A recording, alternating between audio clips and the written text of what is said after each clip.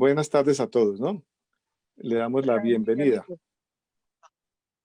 Agradecemos su presencia y compañía en este evento que busca promover la reflexión acerca de nuestra historia, buscar nuestras raíces, nuestra identidad, centrados en los fundamentos históricos que nos permitan conocernos o reconocernos como nación, encontrar el derrotero de nuestro país. Soy, para los que no me conocen, Miguel de Jesús Niño Sandoval. Soy abogado y cofundador de la Corporación Reconocimiento y Concordia, y actualmente presidente de un movimiento internacional que busca promover y establecer una corriente de reciprocidad con fundamento en la fraternidad. Son necesarios esos dos pensamientos esenciales, reciprocidad y fraternidad, para la construcción de un mundo unido, en el que la diversidad constituya una riqueza y una vía de acceso al bien común.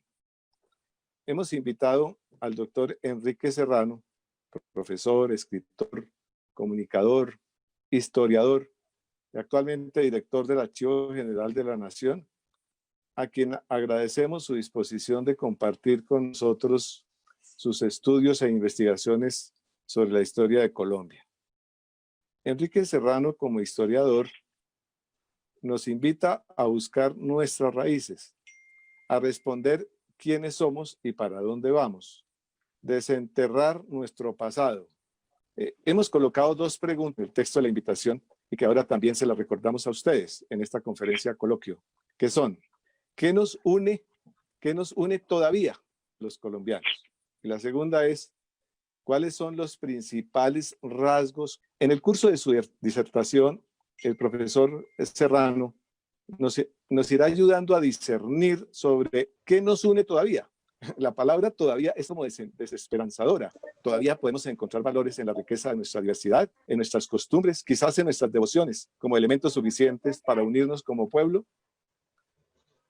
Por ahora me permito presentar al ingeniero Carlos Ignacio Agudelo Betancourt, representante legal de la Corporación Reconocimiento y Concordia, entidad convocante a este evento, que nos dirigirá unas palabras. Igualmente nos acompaña el coronel Carlos Alfonso Velázquez, cofundador de la Corporación Reconocimiento y Concordia y profesor de la Universidad de La Sabana, quien será el moderador y conductor de este diálogo.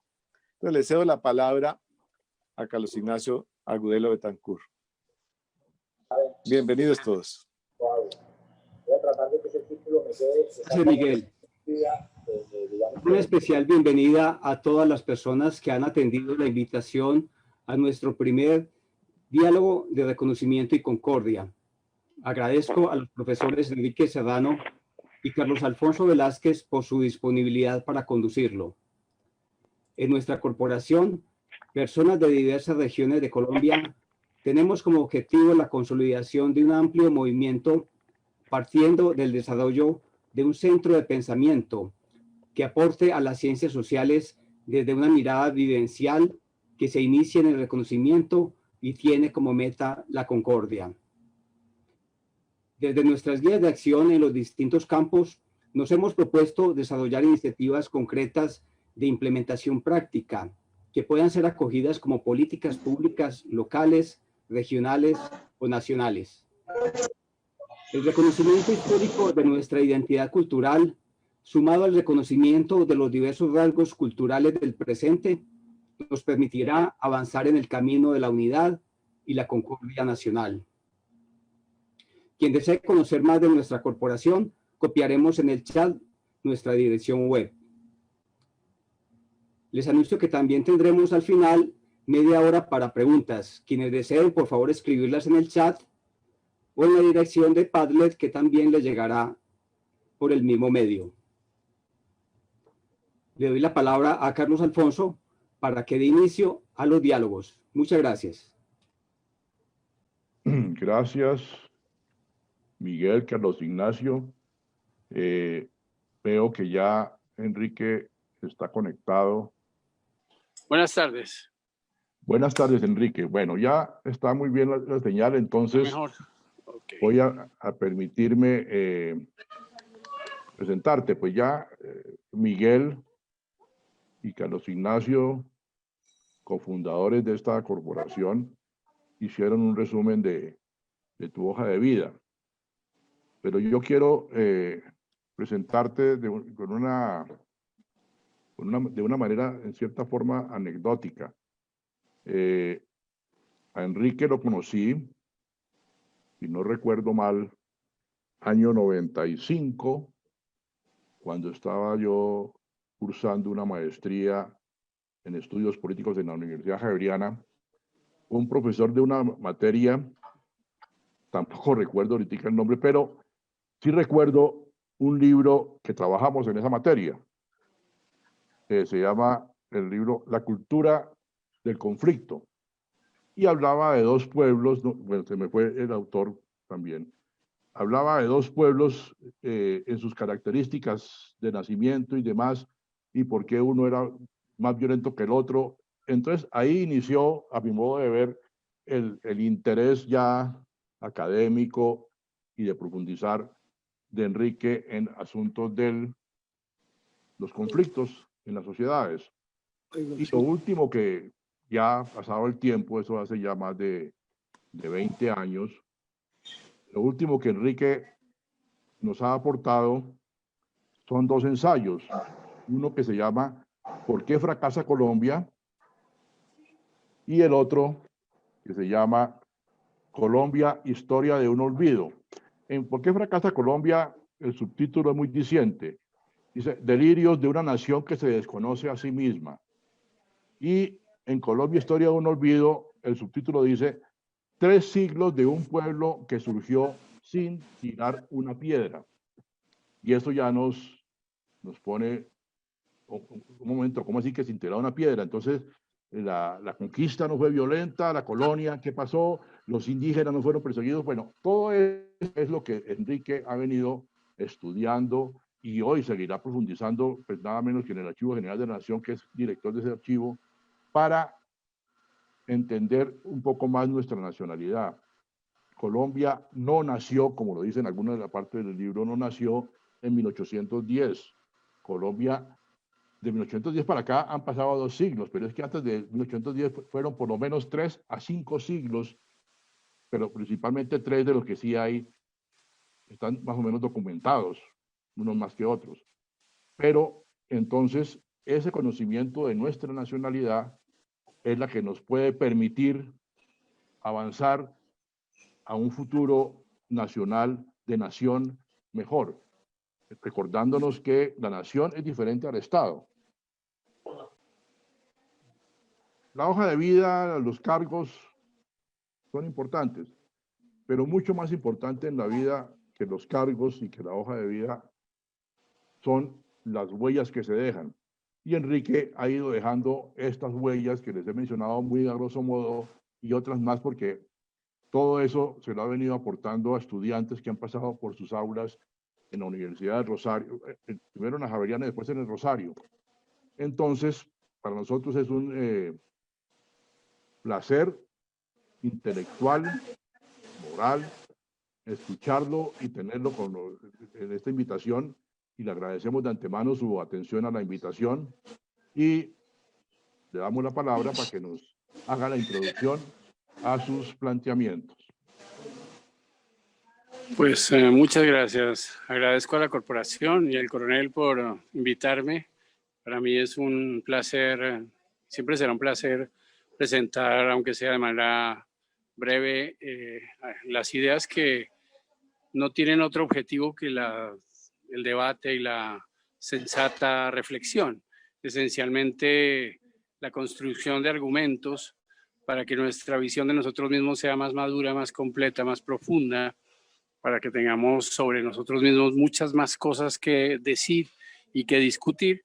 Y además, es al menos la intención que estos libros han tenido en los años anteriores, que se pueda discutir frente a los muchachos, frente a las generaciones jóvenes, algunos de los asuntos cruciales de la nacionalidad colombiana que no suelen ser objeto de reflexión en los colegios, porque al fin y al cabo yo pues no soy historiador, pero sí he ejercido durante 35 años la labor de docente y por tanto pues lo que pretendo es la construcción de un relato de la colombianidad que sea razonable y que sea a la vez profundo. Esa es la razón de los libros que escribí, de las polémicas que he adelantado en muchos ambientes con personas que piensan diferente e incluso con algunas que también comparten al menos parcialmente esta visión de la colombianidad. Ser colombiano, al fin y al cabo, se define por una serie de rasgos y aunque no son uniformes y hoy además ya con 50 millones de personas, no podemos decir que el país sea tan adolescente o tan infante. Es cierto que es un mundo nuevo, pero es un mundo nuevo que se hizo con rastros y con trozos de cosas más antiguas, de mentalidades, lengua, religión, costumbres y valores que venían de alguna parte. No lo sacamos de la nada. Un poco como si alguien quisiera explicar a Australia o a los Estados Unidos por los nativos habitantes, tampoco Colombia se puede explicar por los chibchas o los paeses o por los indígenas que incluso de una manera, digámoslo así, fundacional, se establecieron en el territorio que hoy llamamos Colombia. Lo primero es no confundir una nación con un territorio o con el conjunto de personas propias de un territorio. Por eso, lo primero que habría que, un poco como el coronel lo advierte, no se debe confundir nación con Estado. Obviamente, el Estado no es la nación, sino que es un fruto de la nación. Efectivamente, una mentalidad, una cierta manera de proceder, unos valores, son el conjunto de elementos que ha constituido siempre una nación. Efectivamente, las naciones se derivan de multitud de elementos y pues esos elementos son los que vamos a discutir hoy, o por lo menos los que yo les planteo para discutir. Como el objetivo es que nos une todavía, como lo plantea el coronel, yo creo que pues justamente en eso, en aras de recoger eso, pues también habría que ser consciente de que tenemos al interior de nosotros mismos una serie de divisiones, de diferencias, y esas diferencias deben ser tomadas en serio, por supuesto, pero no son constitutivas, no son fundamentales. Es decir, hay cosas que siguen siendo nuestro elemento en común, nuestro caldo en común, por decirlo así, en el que cada quien puede ser particular, pero proviene de alguna parte. No puede decir que viene de la nada. No hay tabula rasa en ninguna nación. Todas parten de algo, de un conjunto de elementos. Entonces, la lengua española sí, pero una cierta lengua, hablada fundamentalmente en el sur de la península ibérica y que se conoce como el mozárabe, fue la base de los hablantes que vinieron y se establecieron en Colombia. En Colombia es tan particular precisamente porque tiene el río Magdalena y el río Cauca que permitieron a los pobladores recién venidos en los siglos XVI, XVII y XVIII establecerse en las orillas de unas montañas muy albergadoras, digamos así, muy benévolas, en donde había agua en abundancia, una cierta prosperidad, una cierta fertilidad, para hacer una vida pobre, una vida austera, pero en todo caso la vida de los pueblos que caracterizaron nuestra colombianidad en esos siglos, es decir, cuando fue colonia de España. Es curioso, por ejemplo, que en Colombia nadie recuerde que fuimos parte del virreinato del Perú por 200 años, aunque muy lejos de Lima y muy lejos de la lógica incaica y de la lógica minera que caracterizó al Perú. al Virreinato del Perú, éramos el norte del Virreinato del Perú y el sur del Virreinato de Nueva Castilla, de Nueva España, que era el de México. Éramos una tierra intermedia que precisamente carecía de muchas minas que pudieran garantizar la riqueza del imperio. Entonces, para el Imperio Español, lo que hoy llamamos Colombia era un territorio intermedio de transición que al principio se recorría por tierra de sur a norte o de norte a sur, pero después con el advenimiento de Panamá ya no fue necesario ni siquiera recorrerlo, es decir, las naves que venían de Santo Domingo llegaban a Panamá a través del lago Gatún y de todos esos intermedios de conexión, incluso llevando a lomo de mula los lingotes de plata que venían del Perú.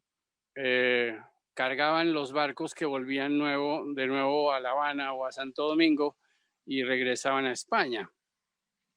En otras palabras, Colombia, lo que hoy llamamos Colombia, fue un grupo de personas que se estableció en las riberas del Magdalena y del Cauca, esencialmente en lo que hoy llamamos la zona andina o la región andina, que constituye el 70 o 75% de la población colombiana. El otro 20-25% se derivó fundamentalmente de las costas, los habitantes de la costa atlántica y de la costa pacífica, descendientes de esclavos traídos de África, que a pesar del sufrimiento que eso implicó, encontraron en Colombia un país que, a diferencia de otros de la región, no tenía sistema de plantaciones.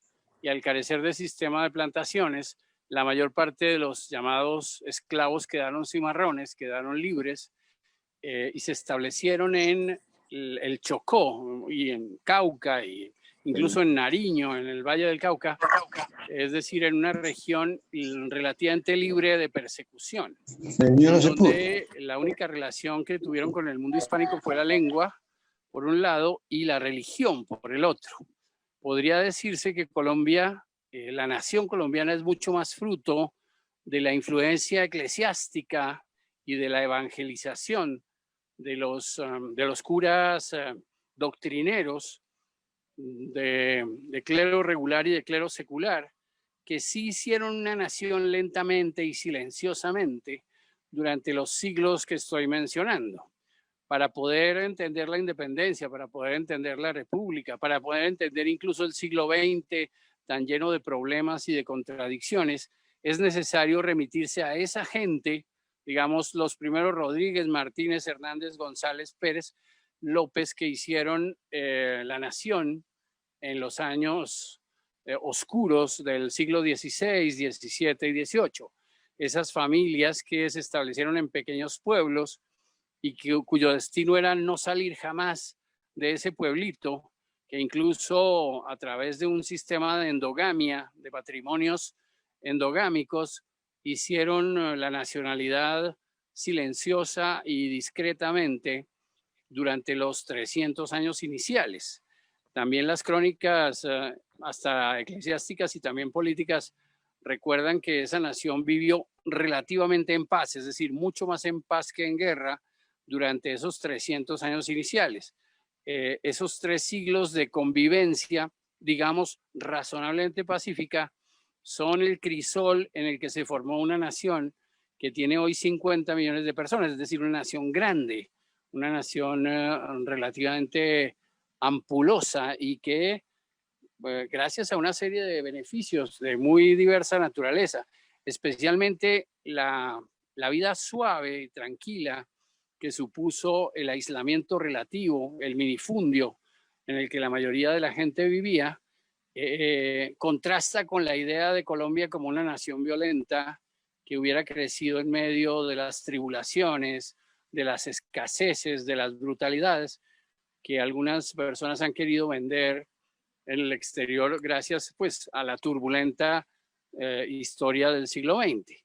Efectivamente, el contraste del siglo XX con el resto de la historia colombiana es grande, pero es relativamente lógico dentro del hecho particular de que durante 400 años o más la población vivió en el campo, aislada, en pequeñas aldeas, sometida a la vigilancia eclesiástica, pero muy poco a la vigilancia política, con una noción de Estado todavía muy remota, muy precaria, con una mentalidad cuya naturaleza todavía no logramos acondicionar del todo al modelo urbano, al modelo de la participación en la concurrencia, el comercio, la generación de riqueza y todos esos elementos constitutivos de las naciones contemporáneas, incluso de la nación colombiana contemporánea.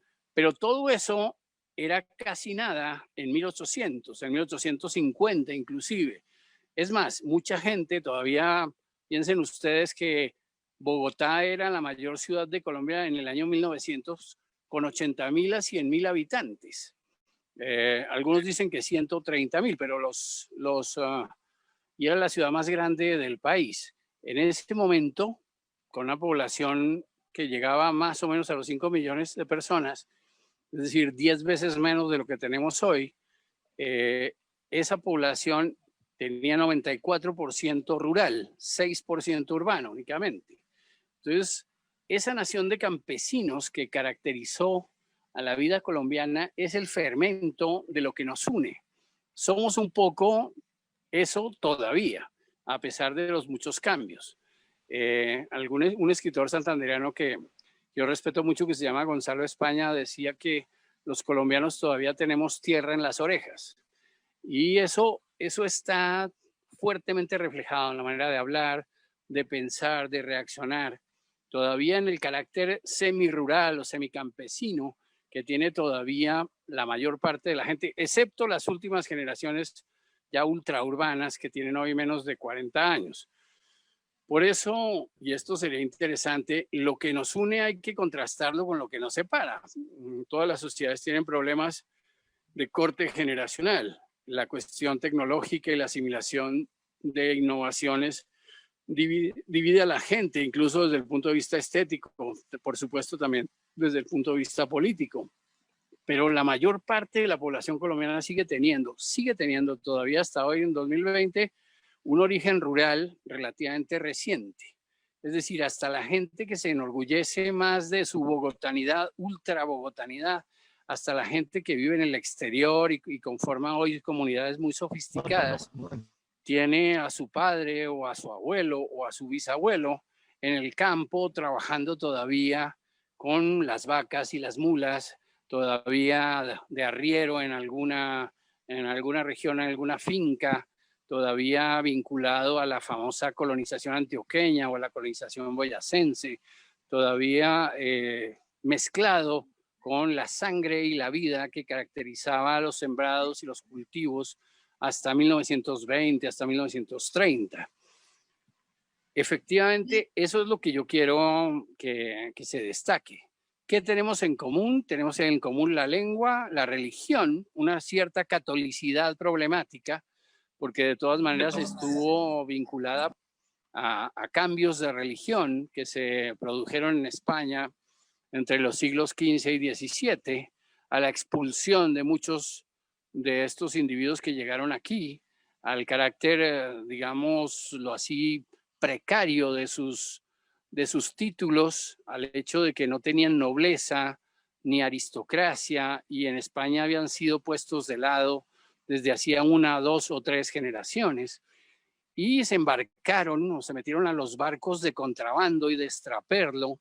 Llegaron no a Cartagena, sino de manera, digámoslo así, espuria, a Curazao, y por la ruta de Curazao se metieron por las Bocas de Ceniza, y ya río arriba, empezaron a buscar horizontes para establecerse en uno u otro lugar según las cartas y las guías y los contrastes que uno u otro les hubiera podido servir. En todo caso, pensemos que ser colombiano está fuerte, en el 90% de los casos por lo menos, está vinculado a ese origen. Ese es el origen común que tenemos todos. Gente campesina, gente que vivía del día y al día, gente que estaba pues pensando no en el largo futuro, sino en cómo llegar al fin de año o cómo llegar al mes siguiente, inventándose y reinventándose constantemente. Por eso hoy que se habla tanto de resiliencia, de adaptabilidad en estas condiciones, por ejemplo, del de la pandemia en que nos encontramos, pues el pueblo colombiano responde de manera automática porque siempre ha hecho eso, o casi siempre ha hecho eso. Cambiar de oficio, cambiar de profesión, cambiar de forma de vida, incluso cambiar de lugar de domicilio, saber que todo es relativamente provisional, que la mayor parte de las cosas de las que vive y con las que vive no durarán para siempre, ni serán el objeto ni el beneficio de una larga tradición. Justamente es un pueblo con largas tradiciones, pero al mismo tiempo largos olvidos.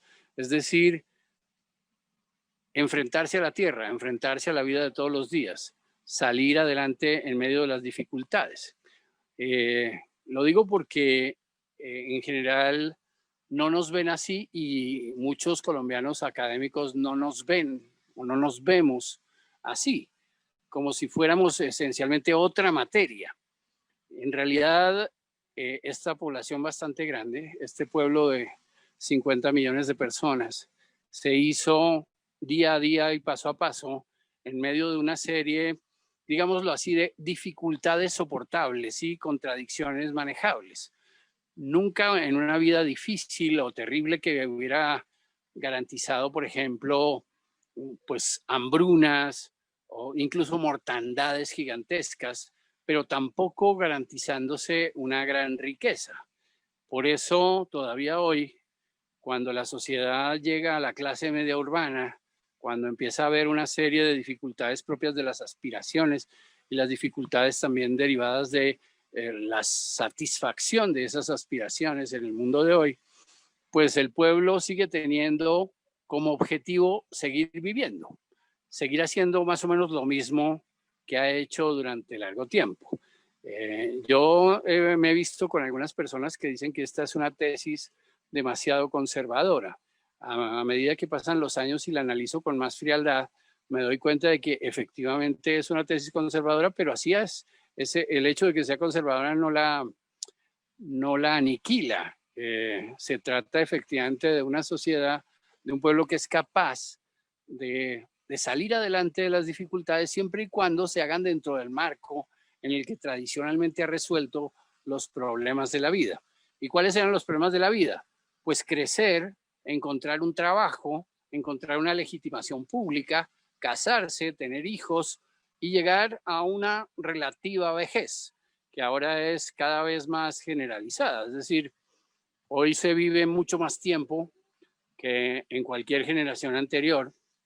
Las condiciones de vida, de alimentación, las condiciones propias del agua, en fin, de los servicios públicos, etcétera, son cada día mejores, a pesar de las carencias que todavía tenemos.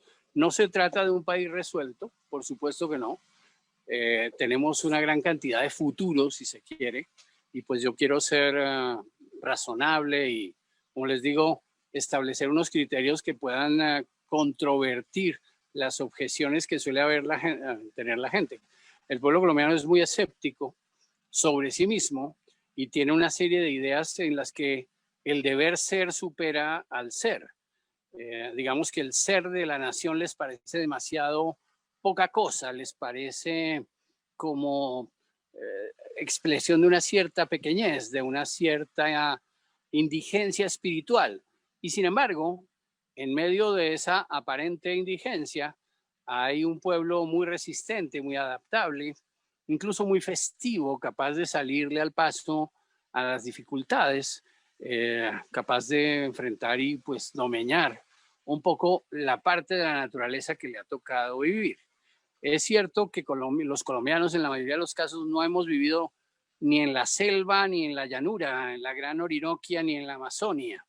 Que todavía hay 600.000 kilómetros cuadrados débilmente poblados o despoblados inclusive, que los baldíos siguen siendo todavía una de las esencias de la relación con el territorio. El pueblo colombiano está en deuda con la ocupación plena del territorio, cosa que solo se ha hecho por vía militar y cuando las circunstancias nos han forzado a ello, es decir, el habitar el Putumayo o el habitar el Catatumbo sigue siendo de algunos pocos heroicos ciudadanos que se atreven a ir pues hasta los límites territoriales que fijaron los acuerdos propios del siglo XX. Pero este país, digamos, esencialmente es la selva occidental, la costa atlántica y las tres cordilleras, el triángulo que está en la llamada región andina que va desde Nariño hasta la serranía del Perijá o hasta el momento en que la cordillera oriental o el punto en que la cordillera oriental se mete en Venezuela. Eso es lo que han sido los colombianos, habitantes de ese territorio, un territorio más o menos, como les decía, de unos 500.000, 530.000 kilómetros cuadrados en el que nos hemos movido en una tierra joven, todavía inestable hasta desde el punto de vista telúrico y desde la perspectiva geológica, en un país que se ha hecho un poco adaptándose a las circunstancias. Ustedes han visto en otros países que las carreteras son muy firmes, que todo queda trazado de una vez para siempre. En cambio aquí las carreteras se despeñan, los túneles se caen, los puentes, en fin, hay una serie de retos que pone la naturaleza inclusive al pueblo colombiano. También, pues, además de los defectos de construcción que en muchos casos existen, el pueblo colombiano está hecho a la idea de que el puente se caerá, de que la ciudad quizá algún día será víctima de un terremoto, de que tal o cual pueblo, tal o cual iglesia no durará para siempre y que hay que hacerla mientras dure y después, cuando se caiga, pues hay que sacar fuerzas de flaqueza y volver a construirla. Esa tenacidad, esa capacidad de resiliencia es la que yo destaco y la que a mi juicio nos une, no solo en esta hora difícil del año 2020, que es un ejemplo interesante para mostrar algunos de los rasgos que estoy definiendo, sino porque también ha sido así en los años 80, en los años 70, cuando incluso el país cuando tenía ferrocarriles, pero después los abandonó, cuando estaba centrado en el río Magdalena, pero después abandonó, cuando la conexión entre Bogotá y Barranquilla era heroica y difícilmente uno la podía hacer, o algunos individuos muy avesados podían hacerla, cuando la costa occidental todavía estaba azotada por la malaria y la leishmaniasis y era muy malsano vivir allí. En fin, esa es, digo yo, la esencia de una colombianidad cuya naturaleza todavía no hemos abarcado suficientemente y no ha sido objeto de una profunda y sobre todo profusa reflexión. Pensar mucho quiere decir sacar matices, encontrar una serie de detalles a través de los cuales efectivamente se ha definido la nación. Y al definirse y redefinirse constantemente, más o menos queda un fondo, por decirlo así, una especie de si ustedes quieren, base casi natural sobre la cual edificar los proyectos del futuro.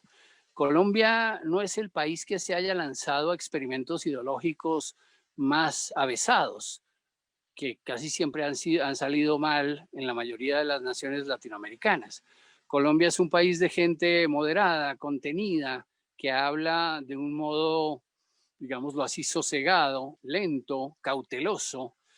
Es un país de gente recelosa, es un país de gente, pues, en muchos aspectos, si se quiere, hipócrita, o por lo menos así ha sido interpretada por algunas personas, por gente que tiene una mentalidad distinta a la nuestra, porque no mostramos todo de una vez, porque no jugamos todas las cartas, no ponemos toda la carne en el asadero de una sola vez, porque damos los pasos con cuidado, con prevención, si se quiere, porque tenemos en verdad una especie de segunda naturaleza que todavía está ligada a una época difícil de expulsión, de reclusión, de control religioso, de control eclesiástico, la relación con el pecado, la relación con el sexo, la relación con el alcohol, la relación con la violencia, no es la misma que caracteriza a otras naciones, incluso hispanoamericanas. Pues con mayor razón a los grupos anglosajones o los grupos provenientes de otras lenguas y otras mentalidades. En eso contrastamos muy vivamente con ellos y sin embargo, a pesar de todo eso, tenemos una naturaleza o unas naturalezas. Se habla mucho en Colombia, y ya para terminar, para no hacer esto muy largo, de la cuestión regional, que no es lo mismo ser antioqueño que santandereano, que huilense, que tolimense, que bayuno. Efectivamente no es lo mismo, porque durante 300 años o 400 o a veces 500, cada quien se refugió en su tierra con su clima. No es lo mismo ser de clima caliente que de clima templado, que de clima frío, es cierto, pero ya durante el siglo XX, esas regiones que estaban antaño tan aisladas, incluso que no tenían carreteras ni formas de acceso, ahora se han ido vinculando cada vez más. La nación se ha ido revolviendo con los medios de comunicación, con la radio, con los periódicos y sobre todo con la televisión en los últimos 60 años, en los últimos 70 años ya. Los contactos entre unos y otros se han aumentado, la manera de hablar de los unos influye sobre los otros, la mentalidad de unos pues en alguna forma abruma o aplasta a la de otros, pero de todos modos sigue existiendo esa nación que desde Nariño hasta La Guajira, que desde el Chocó hasta los llanos orientales, de todos modos marca un espíritu colectivo que si lo miramos no es exactamente igual al venezolano, no es exactamente igual al costarricense, se puede parecer, pero es muy distinto al espíritu colectivo que une la nación ecuatoriana o la nación peruana, ni se diga de la Argentina, uruguaya o chilena. No somos iguales a los mexicanos. Algunas personas dicen que sí, que nos parecemos mucho. Al tener la experiencia de vivir allá, uno se da cuenta de que no. El pueblo mexicano tiene otros valores y otro patrón de desarrollo, incluso otro ritmo espiritual y psicológico que caracteriza a la mayor parte de la población. Y en eso contrasta vivamente con la mentalidad colombiana, que a veces se confunde con la mentalidad bogotana. Y hay una serie de matices y cosas que se podrían estudiar en ese aspecto. Y es cierto que no todo el mundo es bogotano y no todo el mundo reacciona como los bogotanos, pero Colombia se ha bogotanizado en buena medida, puesto que Bogotá se convirtió pues, en una suerte de corazón neurálgico de los relatos sobre Colombia, ¿no? Y de los problemas de Colombia. Al fin y al cabo, concentra el gobierno, a las instituciones, incluso una serie de vicios y de contradicciones que caracterizan la vida colombiana. Todavía hay regiones y todavía hay regionalismo, pero cada día más somos más colombianos. Cada año que pasa somos más colombianos. Y la prueba es que los extranjeros lo captan de manera inmediata, lo perciben con gran precisión. Por eso, para hablar de Colombia, no solamente hay que hablar con colombianos, porque casi siempre se llega a una serie de desacuerdos y además incluso la gente se ofende cuando le hablan de una u otra característica, de una u otra superioridad, que son en realidad espurias y relativas. Pero cuando se habla con un extranjero, cuando se habla con gente que intenta una comprensión completa de Colombia, sí se da uno cuenta de que existe una colombianidad en formación, que por supuesto durará todavía generaciones en terminar de formarse, pero sí somos ya un pueblo. Y eso, pues a mí me parece un dato valioso, digno de ser tenido en cuenta y de ser, como les decía al comienzo, objeto de una profunda reflexión. Reflexionar no es solamente ponerse a pensar, incluso a discutir. Reflexionar es mirar detalles, particularismos, pequeños rasgos, pequeñas características a través de las cuales efectivamente se configura un pueblo, ¿no? Y sociológica, antropológicamente, se puede explicar como un conjunto de personas que posee en común una serie de rasgos. Esos rasgos vienen siempre del pasado, es decir, no se puede obviar la historia, no se puede hacer tabula rasa, porque hoy la gente diga que es más agnóstica o menos religiosa, no se puede olvidar de 450 años de catolicidad, porque hoy la gente hable más inglés que en el pasado, no se puede olvidar que la lengua constitutiva de su mentalidad y de su manera de ver el mundo es la lengua española, y esta lengua española así hablada como la hablamos los colombianos, cosa que ha sido objeto de reflexión, por ejemplo, por los miembros de la Real Academia Española, que se preguntan de dónde viene el acento que caracteriza, no solo el acento, sino los usos del habla que caracterizan a los pueblos. Y en este caso resulta que el pueblo colombiano es interesante por la forma en que habla, por el léxico que utiliza, por las características incluso en buena medida arcaizantes o por lo menos así lo fueron durante largo tiempo, de la lengua española que hablamos nosotros. Por el tono con el que hablamos, por el volumen de la voz, por la manera en que se enseña a hablar a los niños y a las niñas, por, como digo yo, el carácter esencialmente matriarcal de la sociedad colombiana, en el que la madre siempre ha sido la figura, en casi todas las regiones, la figura por excelencia que configura a niños y a niñas y que educa, enseña a hablar, enseña a actuar, a pensar, a reaccionar, a manejar el cuerpo. Esa es una sociedad matriarcal, de manera mucho más evidente que, por ejemplo, en el Perú o en Ecuador o en México, en donde la sociedad tiende a lo patriarcal. En fin, esas características necesitan ser comprendidas, cabalmente asimiladas, incluso discutidas, relativizadas cuando sea la hora de relativizarlas, para poder encontrar qué es lo que nos une, qué es lo que todavía tenemos en común y que no se romperá, que no desaparecerá en los años, incluso en las generaciones por venir. Eso era lo que tenía que decir. Por supuesto, estoy dispuesto a contestar las preguntas que ustedes tengan. Bueno, muchas gracias por esa enriquecedora intervención, Enrique. Y quiero comenzar entonces por algunas preguntas que fueron enviadas oportunamente antes por las personas que tuvieron la oportunidad de hacerlo. Primera, y también hubo algo en el chat en ese sentido, estamos entre los dos pueblos indígenas más que tuvieron mayor desenvolvimiento cultural, que fueron los aztecas en el norte y los incas en el sur, nosotros en la mitad. ¿Qué nos puedes decir, grosso modo, de la relación indígenas colombianos de esta región con los conquistadores, diferente o similar o igual a como fue con los aztecas y con los incas? Sí, pues muy buena pregunta. En realidad la relación con los indígenas sí marca diferencias importantes entre los pueblos hispanoamericanos. El problema de los aztecas y los incas no era en realidad la etnia, sino el hecho político de que tenían imperios muy grandes, conformados y poderosos, imperios militares además. Es decir, nada similar, absolutamente nada similar hubo en Colombia.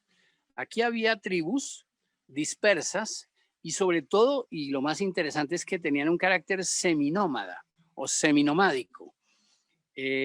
No tenían una cultura agrícola muy consolidada, sino que la mezclaban con elementos de recolección, digamos, de caza y recolección que caracterizaban a la mayor parte, sobre todo los grupos llamados chipchas, los grupos quimbayas, los grupos zenúes, etcétera, eran seminómadas, no estaban establecidos en una sola lugar, en un solo territorio, perdón, en un solo territorio sí, pero no en unos solos lugares que fueran propiamente urbanos, es decir, no tenían ciudades. Sus tecnologías de supervivencia eran pues propias de lo que llamamos, o de lo que los antropólogos llaman la edad de la piedra tardía. En realidad era el neolítico, la mayor parte de las comunidades colombianas, a diferencia de los mayas que tuvieron esta construcción monumental, a diferencia de los aztecas que tenían ciudades y modelos de distribución económica y política muy centralizados. En Colombia no había centralización. Los indígenas colombianos eran pocos relativamente, las enfermedades los diezmaron de un modo dramático durante, según los cronistas, Pedro de Aguado, Fray Pedro Simón, la mayor parte de los clásicos cronistas colombianos o que estuvieron en Colombia, incluso algunos más tardíos del siglo XVII y XVIII, la población indígena era relativamente grande, pero disminuyó dramáticamente durante el siglo XVI y XVII, hasta quedar más o menos en unos 180.000 indígenas o aborígenes que empezaron a ser menor cantidad que los mestizos. Y cuando digo los mestizos me refiero básicamente a niños hispánicos, es decir, niños y niñas hispánicos que hablaban español, que aprendían la religión y las primeras letras, y que aunque fueran campesinos y tuvieran quizá una cultura muy precaria, de todas maneras ya no pertenecían a ninguna etnia aborigen. Es decir, olvidaban su lengua, sus costumbres, su religión y sus valores, y adoptaban las costumbres y los valores hispánicos. Ese proceso en Colombia se realizó más rápido que en otros países de la región, y esa rapidez en la asimilación de la hispanidad ha sido uno de los elementos constitutivos de la nación colombiana desde entonces.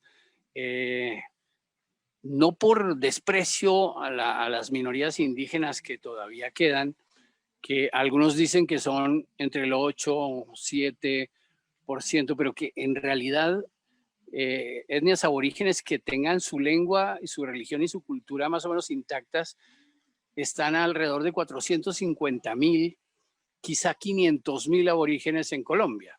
Me refiero, por ejemplo, a los grupos Guayú, Paez, Emberá, los de Silvia Cauca, los guambianos, esas poblaciones que son los Sigundoyes, esas poblaciones relativamente grandes sumarían 500.000, quizás 600.000 habitantes, es decir, algo cercano al 1% de la población colombiana. Y me refiero, por supuesto, a aquellos que tienen la cultura y todos los valores indígenas, aunque sean mezclados con los valores hispánicos. Eso contrasta, por ejemplo, con la proporción de aborígenes en Argentina, que es mucho más grande, de 8%, en Chile, que es 9%, en Bolivia, que sigue siendo más de 32%, en el Perú, que es de 22%, en México, que es más de 8%. Es decir, Colombia es un país que desde la perspectiva cultural, desde la visión del mundo, tiene un 99 o 98% hispánico y mestizo. Mestizo en el sentido de que hay mestizaje racial, pero muy débil o acaso ningún mestizaje cultural. Esa condición no hace pues menos valioso, el hecho de que sean minoría no hace menos valiosos la riqueza indígena que Colombia posee, pero la hace menos significativa dentro de la esencia de la transformación y de la evolución de la sociedad.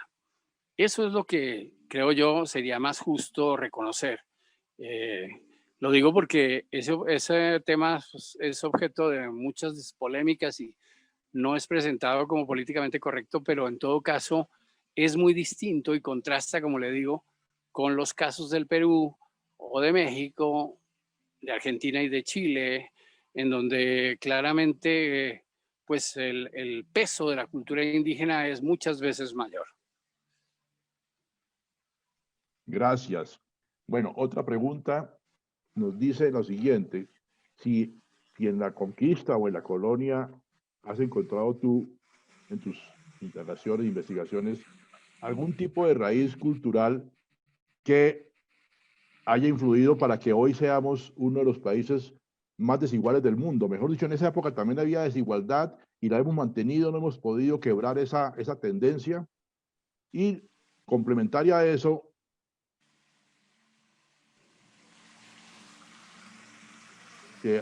su cultura del más vivo, de rebuscadores, de emprendedores, que identifica, por ejemplo, a los paisas, pero también a otros colombianos, cuando están en el exterior, esa cultura del más vivo y el emprendedor tiene raíces culturales. Repito. Sí, bueno. Sí, coronel, entendí las dos preguntas, sí, señor. Pues con respecto a la segunda, que es la que contesto primero, la idea del rebusque es una idea cuya naturaleza está en la esencia misma de la vida en Colombia. Si uno en cualquier momento o cualquier lugar del pasado no se movía, no se levantaba temprano, no emprendía algo por cuenta propia, la posibilidad de que los demás lo ayudaran o lo sacaran adelante era muy escasa. Es decir, Colombia es una nación individualista. Yo creo que los individuos que llegaron aquí heredaron esa especie de destino forjado únicamente para sí mismo y para su familia. Efectivamente, buscaban el bienestar de su familia. Yo he sostenido en mis libros que en Colombia prima lo privado sobre lo público. Digamos, hay una débil y problemática asimilación de lo público a través de los siglos y por tanto cada quien se busca su destino. El individuo que está esperando beneficios de los demás es muy mal visto y ha sido muy mal visto en la historia de Colombia. Entonces el rebusque es una especie de obligación, por lo menos en el nivel familiar. Es cierto que los hijos dependen de los padres durante largo tiempo, etcétera, y los padres buscan, digamos, proyectarlos hacia adelante, pero la idea de autonomía, de salir por cuenta propia de las dificultades, es también una idea muy fuerte y poderosa en la sociedad colombiana a través de siglos. De manera que no solamente los paisas, piense usted, por ejemplo, en la colonización boyacense. Los boyacenses son realmente una sociedad muy digna de estima y de valor porque salieron de Boyacá y conquistaron los llanos orientales, pero también se dirigieron al sur y en buena medida son uno de los ejes conformadores de la bogotanidad. Es decir, Bogotá, como les digo, que pasó de 110.000 habitantes a comienzos del siglo XX a los 9 millones de habitantes que tiene hoy, tiene una buena parte de colonización cundiboyacense, que pues con su dinámica y con su emprendimiento ha hecho grandes cosas, de las buenas y de las malas, por supuesto. O sea, no digo que eso sea todo loable, porque además el pueblo colombiano también en su rebusque está ligado con una relación muy problemática con la ley y con la prohibición. Efectivamente, no es que le guste violar la ley, pero sí relativiza toda ley, y eso que es un pueblo leguleyo, es decir, es una sociedad marcada por una normatividad y una reglamentación quizá excesivas en muchos aspectos, y una de las condiciones formadoras de la nacionalidad colombiana ha sido el derecho y la práctica del derecho, con lo de recto que tiene y con lo de torcido que tiene también. Pero eso, y es muy llamativo destacarlo, es un rasgo de ese rebusque y de esta capacidad de reinventarse. Vea usted que en el prólogo del libro de David Bushnell, que es yo lo recomiendo siempre, se llama Colombia, una nación a pesar de sí misma, dice en el prólogo David Bushnell que cuando él empezó a estudiar la nacionalidad colombiana, lo que realmente le impresionaba más del pueblo colombiano era la capacidad de salir de todos los problemas, de rehacerse de cualquier dificultad. Eso que habría desanimado a otras poblaciones, la precariedad, la pobreza, el aislamiento, incluso el rechazo de los demás, la escasa solidaridad, todo eso ha hecho que el pueblo colombiano pues se acostumbre a esa dinámica y responda conforme a los desafíos que las circunstancias, además de la naturaleza, le imponen. Y esto me sirve para contestar la primera pregunta, que sobre la cuestión de la desigualdad. La desigualdad es una cuestión contemporánea. La verdad es que una característica fundamental de la vida colombiana, como les decía en la charla principal, era que siempre sobraba tierra. La tierra aparentemente era un valor supremo, pero en realidad era más bien un instrumento que cada quien utilizaba para la supervivencia, para tener sus cementeras, sus solares, como se dice en muchas regiones colombianas, en donde se podía sembrar a esto o aquello, curiosamente, como les decía en el libro, lo más importante en la alimentación colombiana fueron siempre, casi siempre, el arroz y los frijoles. Y ni el arroz ni los frijoles son nativos de América, o por lo menos estos frijoles que llamaban judías, cuyas semillas traían los migrantes en sus bolsillos, los llamados frijol bola roja en Antioquia y sus derivados, estos frijoles rojizos, los garbanzos, las lentejas y el arroz, fueron la base de la alimentación de esta población durante siglos, sembrados en pequeñas cantidades. Es curioso, por ejemplo, cómo la gente sabía sembrar arroz en el siglo XVI y XVII, claro, solo para el consumo familiar, solo para el pequeño agricultor, pero nunca se dedicó a la siembra colectiva del arroz, tampoco de los frijoles o las lentejas. Lo importante era salir del paso con elementos que pudiera combinar con la carne. La carne esencialmente también es importada, tanto las vacas como los cerdos, como las gallinas, fueron todos traídos de España. Efectivamente, ellos ya sabían comer y alimentarse y trajeron las semillas de lo que habría de ser la esencia de la alimentación colombiana. Es decir, la cuestión de la desigualdad es una paradoja en una nación que vivió 4 siglos en la precariedad. Es decir, era un pueblo austero que vivía apenas al día o por lo menos con muy pocos elementos que garantizasen su riqueza. La riqueza material se derivó fundamentalmente del comercio y de las actividades comerciales. Y eso fue incrementando durante el siglo XIX, esencialmente, y ya de manera más tajante durante el siglo XX, las desigualdades que hoy vemos de un modo pues muy flagrante. Pero el hecho de que haya unos pocos ricos, porque la paradoja de Colombia es que hay unos pocos ricos y una inmensa mayoría de clase media que vive de su trabajo. De los 50 millones de personas que hoy viven en realidad ricos, en el sentido pleno del término, por lo menos como se concibe internacionalmente, no habrá ni 500.000. El resto, los otros 49.500.000, son personas que sobreviven de su trabajo y que tienen pocos bienes y que incluso a veces derrochan los bienes que poseen y por tanto siguen viviendo en una situación de precariedad y de rebusque. Eso es lo contrastante, ¿no? Efectivamente, estos 500.000 personas que viven muy cómodamente, o este millón de personas máximo que viven muy cómodamente, contrasta con quien vive de su salario. Y ya sabemos que quien vive de su salario pues no depende de sí mismo, sino de la institución privada o pública que lo mantiene.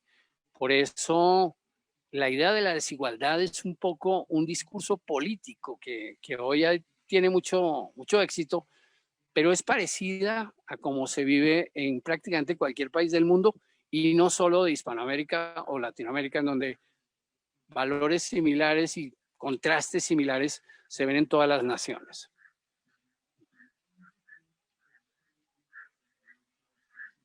¿Qué nos dices entonces ahora de la violencia, de cierta tendencia a ser tolerantes con la violencia y de ya algunos hablan de que somos una nación irremediablemente de cultura violenta? A ese respecto, ¿qué has tú podido observar? Muy bien, muchas gracias por la pregunta.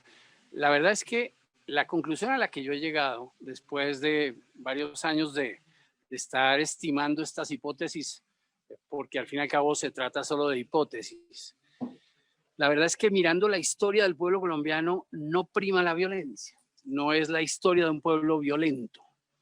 Lo que sí es claro es que es un pueblo tolerante con actores violentos, es decir, es un pueblo en donde la impunidad sí ha progresado.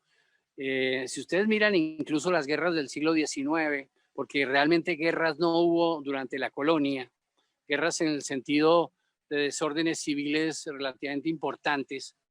Las guerras del siglo XIX, la guerra de los Supremos, las guerras propias de la adaptación en los tiempos de Tomás Cipriano de Mosquera, los contrastes por la liberación de los esclavos y sus consecuencias geopolíticas, y finalmente la llamada Guerra de los 1000 días en los años finales del siglo XIX, pues eran guerras regionales que involucraban actores regionales, la mayor parte de ellos milicias espontáneas, lo que hoy llamaríamos paramilitares, con poca munición, con poco entrenamiento, sin una cultura militar sofisticada, pero frente a la cual la población civil se mostraba atemorizada y servil, un poco como después en los tiempos de la violencia más contemporánea, la relación que la gente tenía tanto con las guerrillas marxistas como con los paramilitares, que era tratar de adaptarse para sufrir el menor daño posible, especialmente en las zonas rurales. Lo que sí es claro es que el pueblo colombiano ha sido connivente con los actores violentos y en alguna forma sigue siéndolo todavía.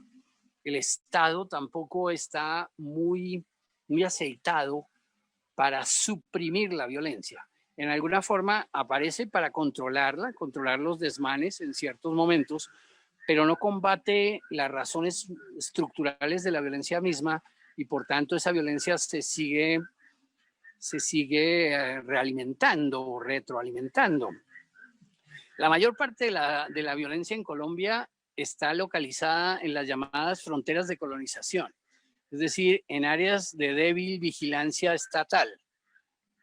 A veces ha habido brotes de violencia en zonas vigiladas, pero siempre han sido acuerdos, producto de acuerdos, y esos acuerdos han terminado las hostilidades, o por lo menos las hostilidades abiertas.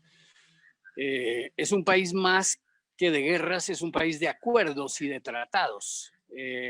Diego Molano, por ejemplo, Andrés Molano, que es un antropólogo, un politólogo del Rosario, dice que este es un país mucho más dado a hacer conflictos para poder hacer acuerdos y que esos acuerdos han resuelto en buena medida las hostilidades, sobre todo las hostilidades de orden político, y durante largo tiempo han rendido fruto, incluyendo, por ejemplo, el Frente Nacional, que dio fin a un periodo muy dramático de violencia durante los años finales de los 40 o durante los 40 y los 50, que fueron además los periodos de la gran migración de campesinos hacia las ciudades.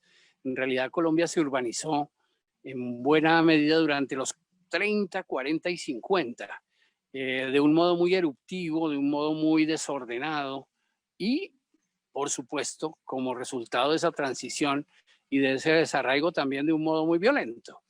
Nunca he pretendido yo, ni los que pensamos como yo, minimizar la violencia. Sí ha habido violencia, pero lo que ha habido es fundamentalmente tolerancia a los actores violentos.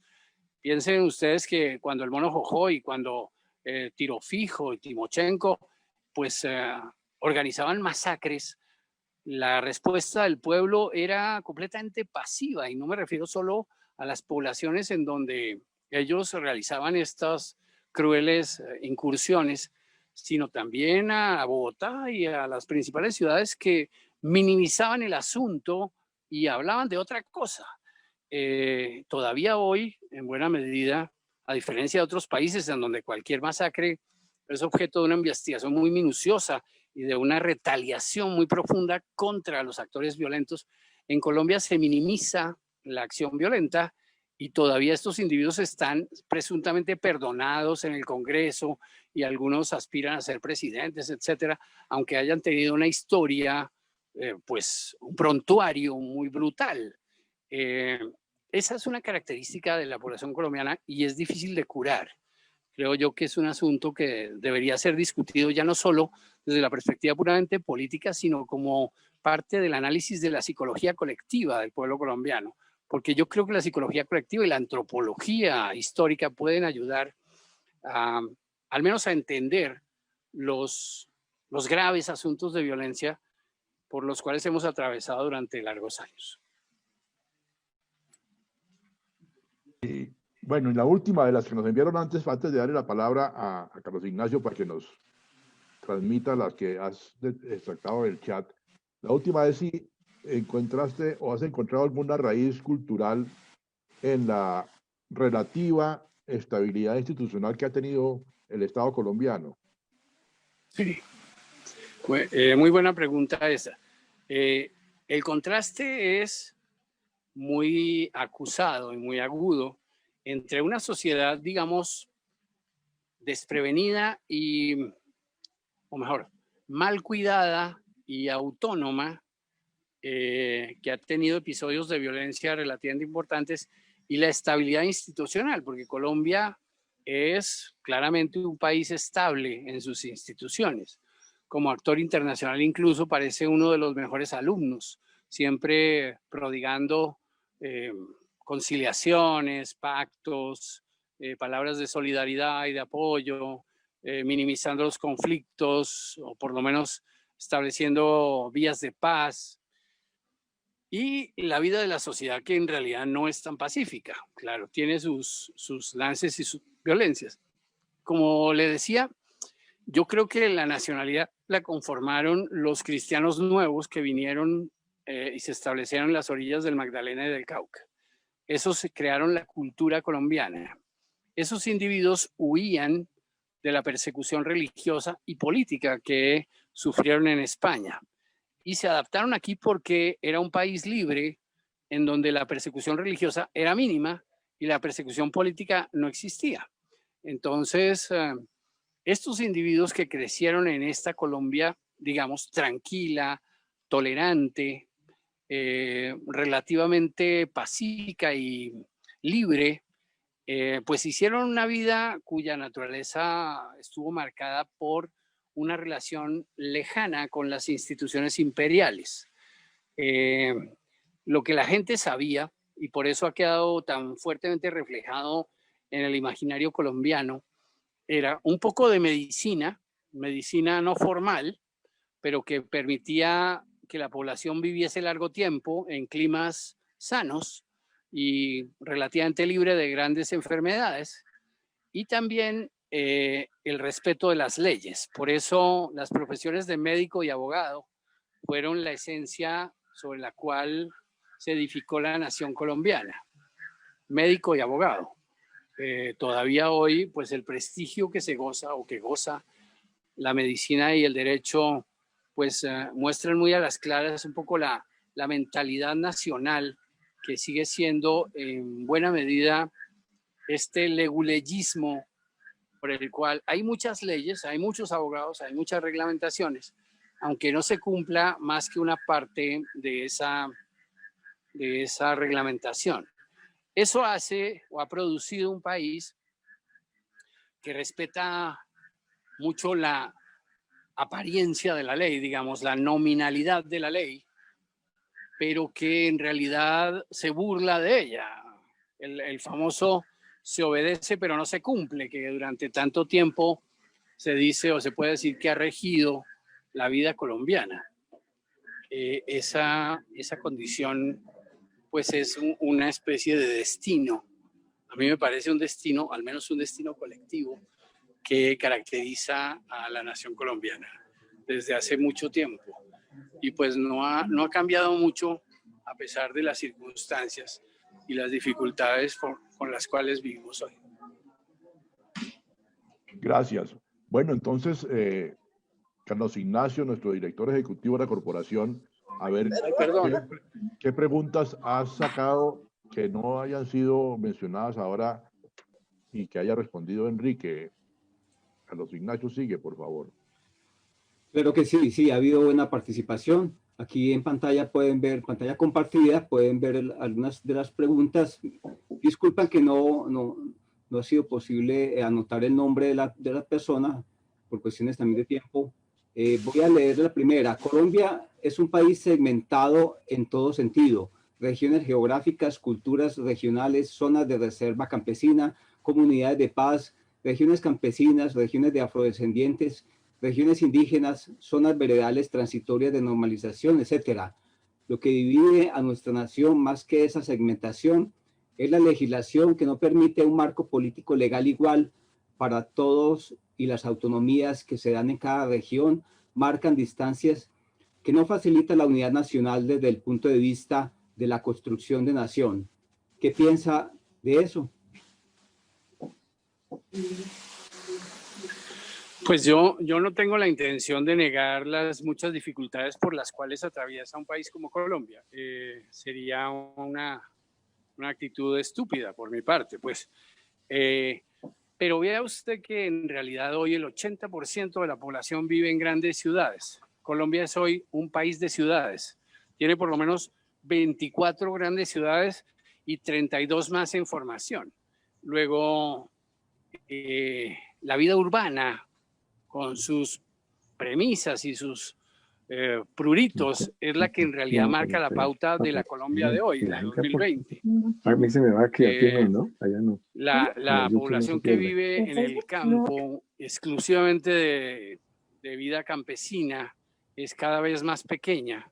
E incluso gente que vive en el campo, sobre todo la gente joven que vive en el campo, tiene ya prerrogativas urbanas. Se comporta como gente de ciudad. Tiene prioridades como estudiar, ojalá una carrera universitaria, graduarse, obtener un empleo de buena característica o hacer un negocio que sea rentable, es decir, hacer empresa.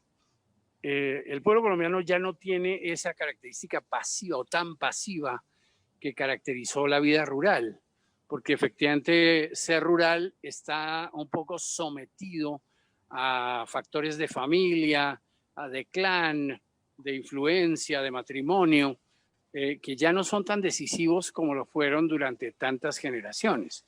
Entonces sí estamos en una sociedad de transición, pero decir que hoy estas minorías que efectivamente todavía sufren exclusión y todavía sufren pobreza, pues que ellas no tengan remedio, en realidad es un poco exagerado, a mi juicio, por supuesto. Es un país que tiene características incluso mejores. No es el país más avanzado de América Latina, por supuesto, pero está en el rango medio e incluso en algunos momentos ha logrado elevarse a buena velocidad. Está mejor que muchos otros, porque ese es un mal que sufre no solo el mundo latinoamericano, sino el llamado tercer mundo. Es decir, en países como Tailandia o como Malasia también hay muchos problemas similares de las minorías que viven apartadas, que no disfrutan de los beneficios del resto. Esa circunstancia pues se puede remediar con planes de acción colectiva que sean coordinados especialmente por el Estado. Pero a pesar de ser es posible garantizar una cierta vocación de supervivencia.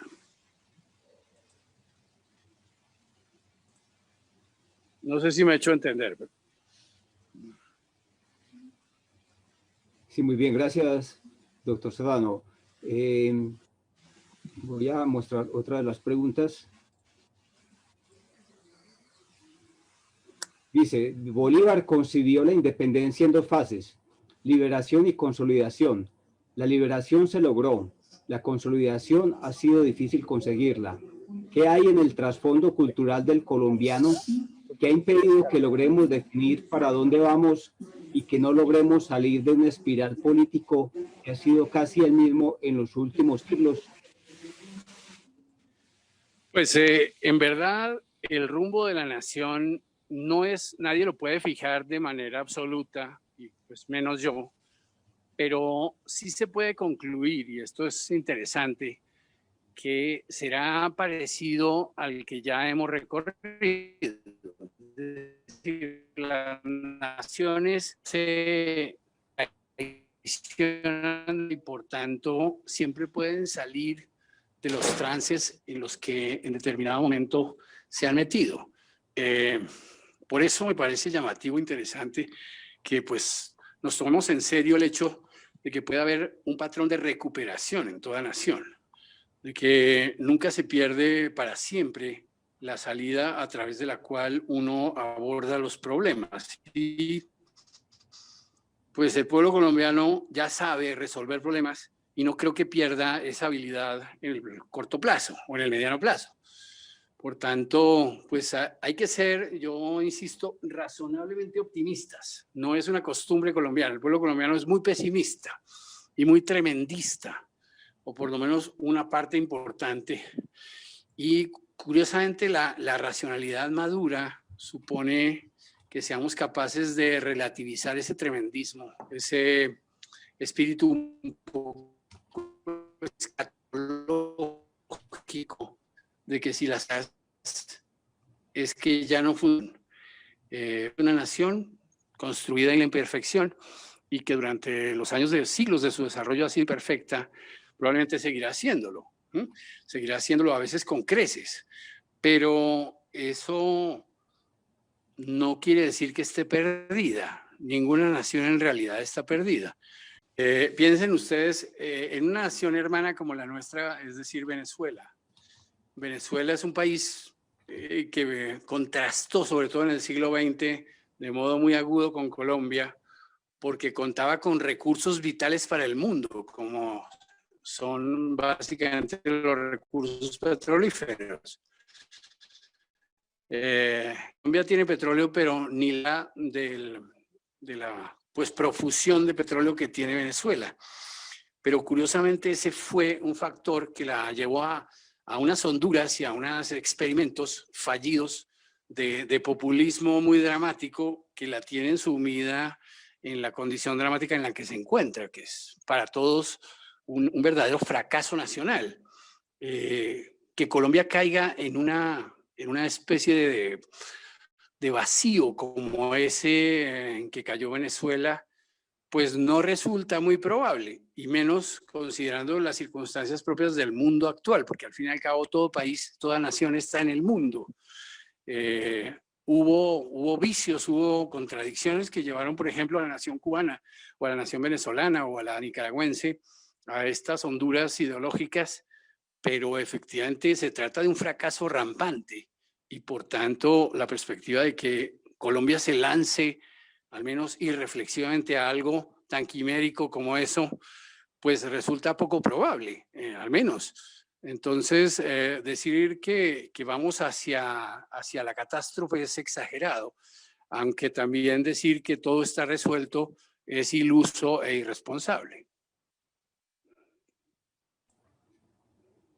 Gracias, doctor Serrano. Tenemos una pregunta al aire. Ha pedido la palabra Carlos Lagos. Adelante, Carlos. Gracias por tu participación.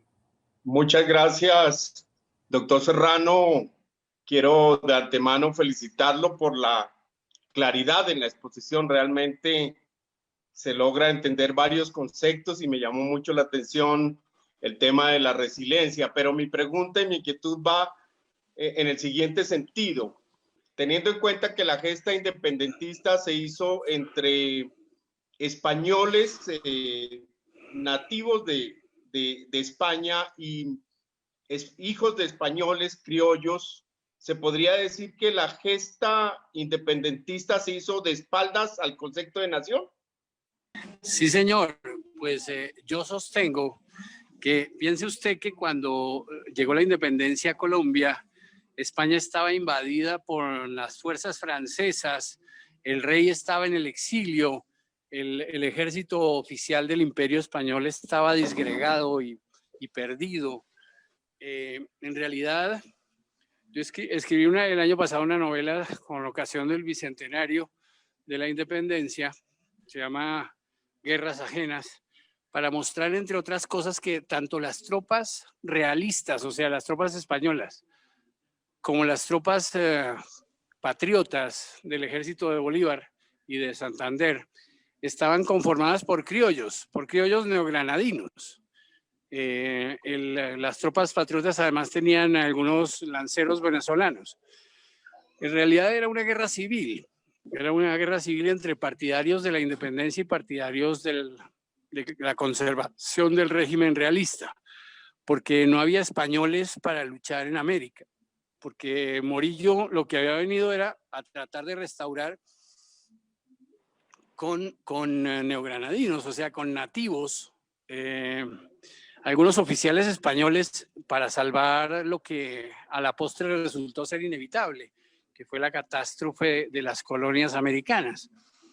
Simplemente España, el Imperio Español había perdido la capacidad de recuperación que necesitaba para conservar sus colonias, y el golpe de Napoleón la dejó pues sumida en la pobreza y el aislamiento. Y así pasó todo el siglo XIX España en una postración muy dramática que además produjo en el siglo XX la guerra civil y muchos otros desmanes y contradicciones que en buena medida arruinaron para siempre el imperio español. Eso es una manera, digamos, menos heroica, pero más sensata de ver la independencia, verla como un fenómeno en el que los pueblos, en este caso de América, fueron dejados a su suerte. Y pues el pueblo colombiano fue uno de ellos. Entonces eso le quita un poco de grandeza ampulosa a las batallas y a los héroes y a los próceres, pero nos centra más en la gente que quedó viviendo aquí.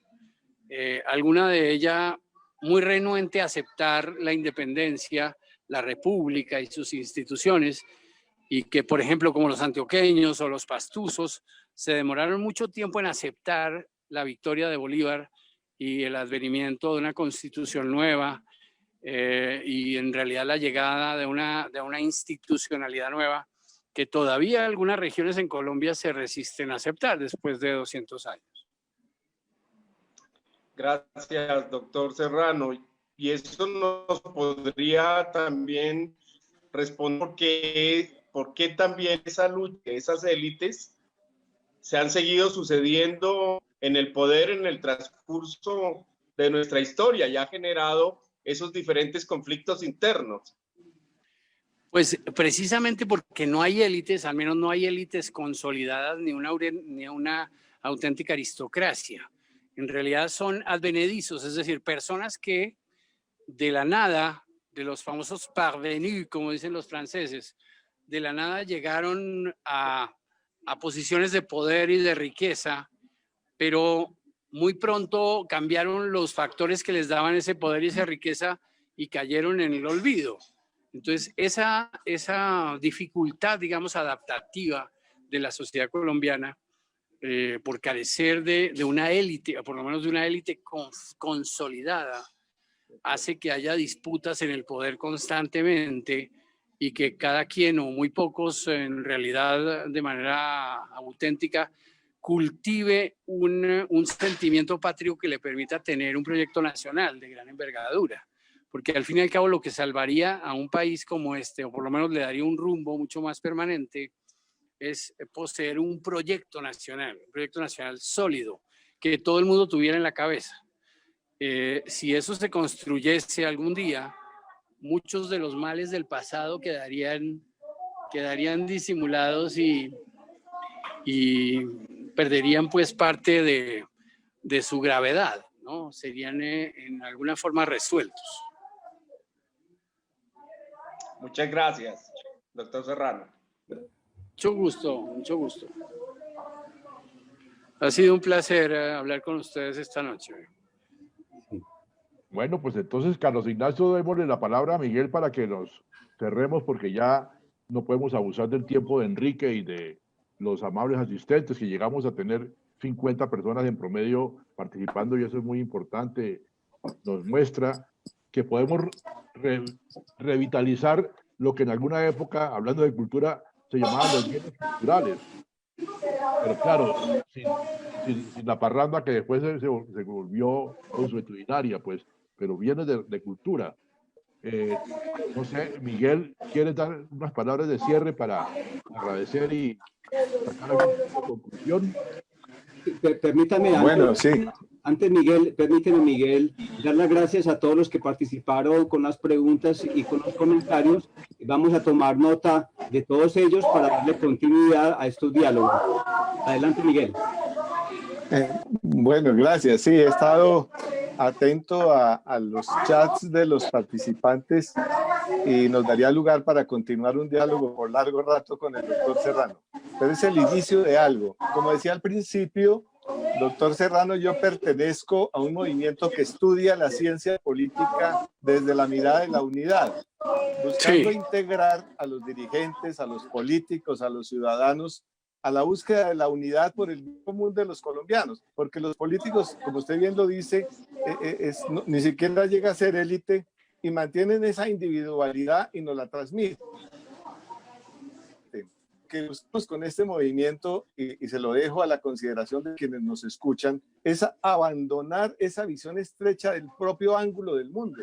Es una escuela de pensamiento que propone salir de esa estrechez política, de ese pensamiento individual e interesado, para reconocer y asumir al sujeto político colombiano, que constituyamos un sujeto político colectivo que sea capaz de resolver sus problemas y salir de esa estrechez y, como usted lo dice, ser capaces de reflexionar en profundidad para descubrirnos en una nueva forma de organizarnos. Y por eso agregamos y saludamos al doctor Serrano por su estudio y su aporte a este diálogo tan interesante. Gracias también a Carlos Alfonso, al coronel, por el diálogo, y a todos los que han participado con sus inquietudes. Muchas gracias, muy amable. Gracias, doctor Serrano. Un gusto saludarlo. Muchas gracias a ustedes también, el coronel Carlos Alfonso, a todos los que organizaron esta reunión. Bueno, Esperamos en la próxima. Muchas gracias.